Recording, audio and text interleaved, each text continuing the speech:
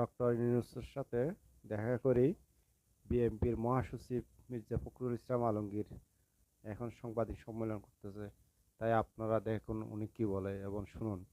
আমরা অতীতেও অনেক অভিযান দেখেছি, সেই ধরনের কোনো পুনরাবৃত্তি যেন না হয়, অর্থাৎ কোনো ইনোসেন্ট মানুষ যারা আপনার যেন না হয়। এই যে ঘটনাগুলো ঘটেছে এর দায় সরকার এড়াতে পারেন না।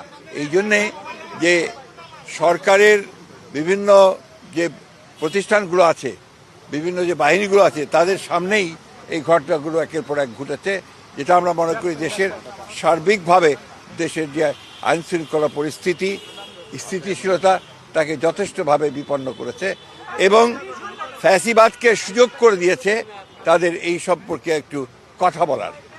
দ্বিতীয়ত হচ্ছে যে আমরা এই সরকারের সঙ্গে যেটা বারবার বলে এসেছি, এটা অন্তর্বর্তীকালীন সরকার, সুতরাং দ্রুত নির্বাচনের জন্য আমরা তাদেরকে আবারও তাগাদা দিয়েছি এবং ন্যূনতম যে সংস্কার, সেই সংস্কারগুলো সম্পূর্ণ করে যে কাজ তারা করেছেন, ইতিমধ্যে কমিশন, রিফর্ম কমিশন করেছেন একটা, তাদের সঙ্গে আলোচনার ভিত্তিতে আপনার একমত হওয়ার প্রেক্ষিতে, আপনার কনসেনসাস হওয়ার প্রেক্ষিতে আপনার দ্রুত নির্বাচন দেওয়ার বিষয়টা আমরা তাদের সঙ্গে কথা বলেছি।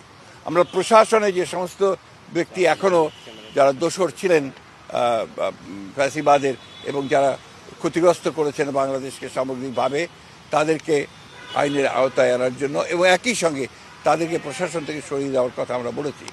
আমরা যারা অর্থনৈতিক ক্ষতি করেছে, লুট করেছে, যারা লুণ্ঠন করেছে, তাদেরকে আমরা আবারও ফিরিয়ে আনার জন্য, টাকা ফিরিয়ে আনার জন্য, একই সঙ্গে তাদেরকে আইনের আওতায় নিয়ে আসার জন্য আমরা সেটা দাবিগুলো করেছি।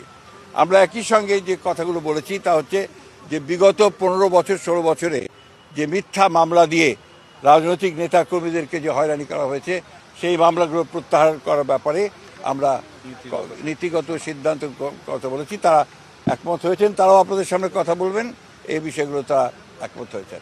আমরা দ্রব্যমূল্যের ব্যাপারে অত্যন্ত জোরালোভাবে বলেছি যে এই সরকারের অন্যতম প্রধান ব্যর্থতা হচ্ছে দ্রব্যমূল্য নিয়ন্ত্রণে না নিয়ে আসতে পারা। সেটা তারা বলেছেন যে তারা এটার উপর কাজ করছেন, এই কাজগুলো তারা দ্রুত করার চেষ্টা করবেন।